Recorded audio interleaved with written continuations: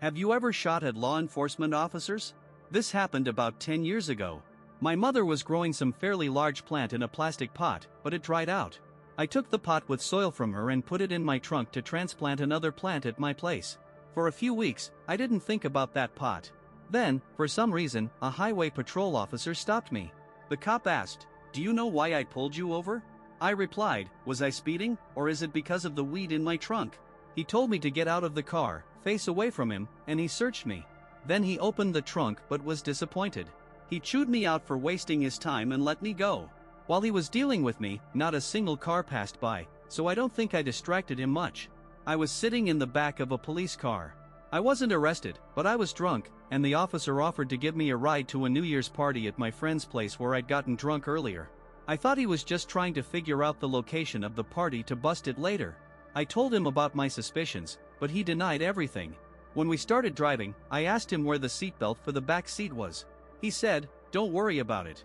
I said, "What if we get pulled over by another cop?" He stopped the car and told me, "Get out." A wild party at a college campus. Cops were patrolling the campus, breaking up parties. They got to us and started issuing tickets to minors caught with alcohol. One student grabbed a piece of paper, folded it to look like a ticket, sat on the stairs, held his head, and started wailing, "My parents are going to kill me." It worked. The cop walked right past him. I grew up in a very, very small town. The only entertainment for us was driving to a neighboring town half an hour away where we could go to the movies, play bowling, and so on. Right in the middle of the road between these two towns was another tiny town that was like a trap for speeders.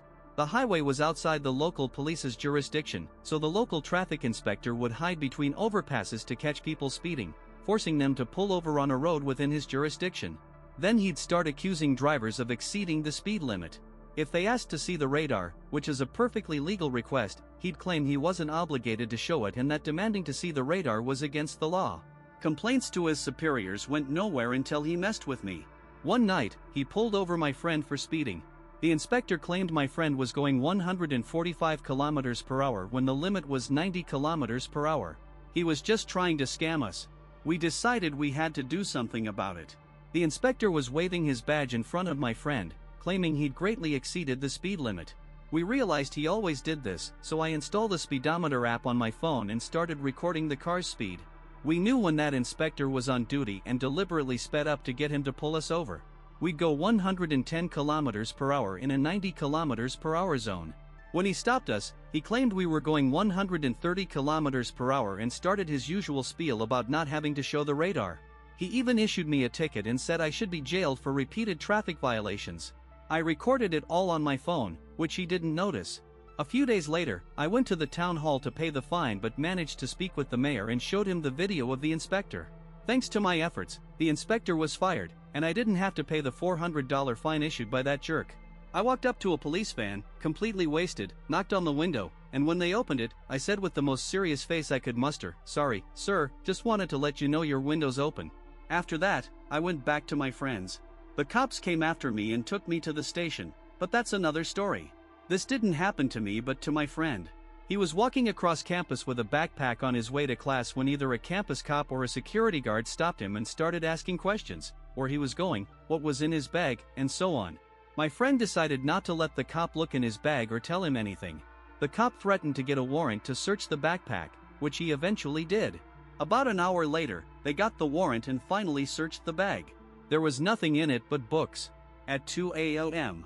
on a Saturday night, I was pulled over by inspectors on suspicion of driving under the influence, even though I hadn't had a drop to drink. They asked me to get out of the car and take a sobriety test, which I passed with flying colors. They asked if they could search my car.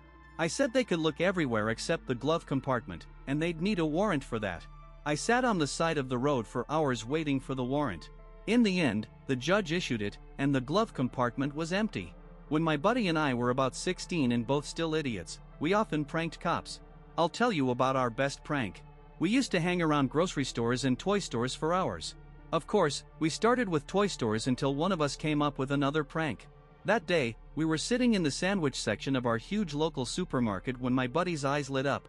He looked at me and said, "Buy some creamy peanut butter." We'd been friends for about 4 years by then, and I didn't always know what he was up to, but I knew better than to ask questions. I bought 2 jars of creamy peanut butter. We went outside, crossed the street, and he told me to take off the lid and the protective film and stir the peanut butter a bit with my fingers. I did just that. Then we walked to the town square, trying to look suspicious to attract attention. We hadn't even reached the middle of the square when a cop pulled up and told us to stop. We both instinctively hid the peanut butter jars behind our backs. It was obvious we were holding something. The cop got out of the car and started talking to my friend. "What are you hiding, son?" "Nothing." "What's behind your back?" "Nothing." I was already giggling, unable to hold it in. "Show me your hands." My friend slowly put the jar between his legs and raised his hands. "Give it here." "It's mine, I'm not giving it up." The cop reached under my friend's legs and grabbed the peanut butter jar. He opened the lid and saw it looked like someone had been digging in it with their hands. The cop asked, "What's in there?" My friend replied, "Peanuts, salt, maltodextrin." "I'm asking what you hid inside." "Nothing." "Then why'd you even buy it?" "To make a sandwich." The cop looked at my friend, then at me. I was still holding the peanut butter jar behind my back and decided to go for it. I stuck my fingers in my friend's jar and started throwing peanut butter onto the parking lot.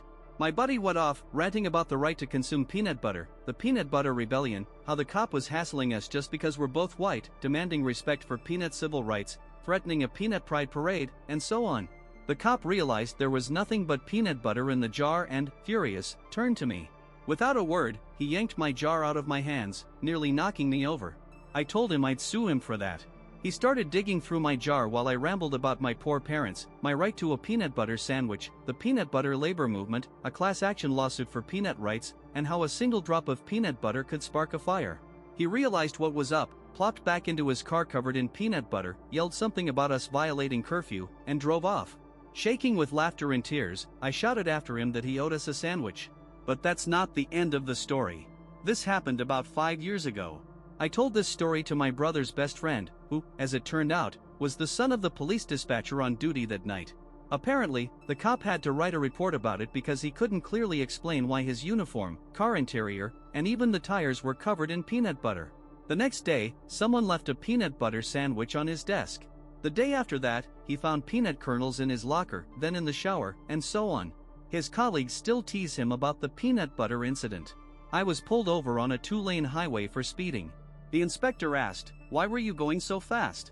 I said, "I just didn't want to slow down the flow of traffic." The inspector replied, "But there was no one in front of you." I smirked and said, "Guess the others are going way faster than me." He wrote me a ticket. I was once pulled over on the highway for going 140 kilometers per hour.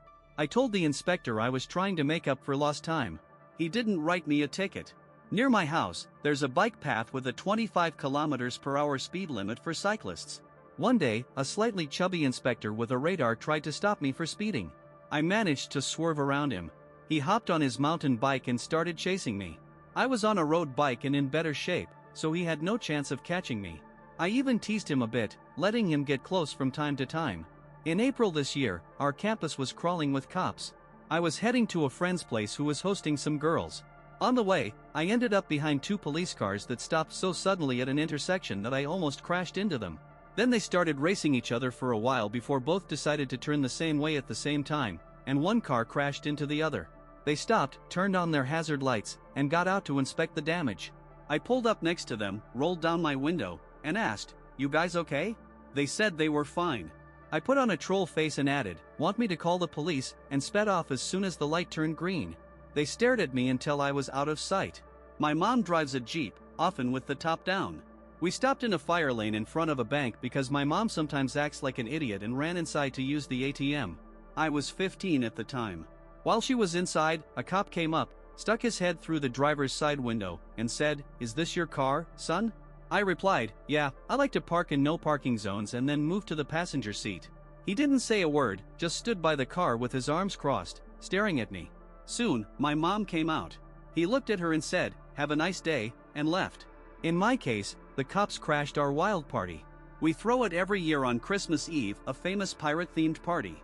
The house is full of wenches and half-naked guys with eye patches, drunk students from the porch to the attic. Someone called the cops, as we expected. 2 officers, both in their 30s, showed up.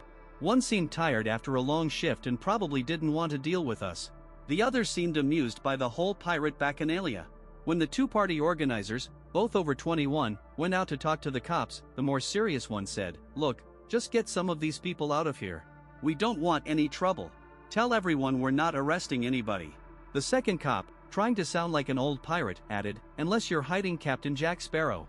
The first cop gave his partner a look that said, "You too?" and said, "What, you gonna stay and party with them?" Everyone quietly left in good spirits, and most of the drunk 18-year-olds went to keep the party going somewhere else. Be sure to subscribe to our channel so you don't miss new, super exciting discussions. In the meantime, check out our other videos.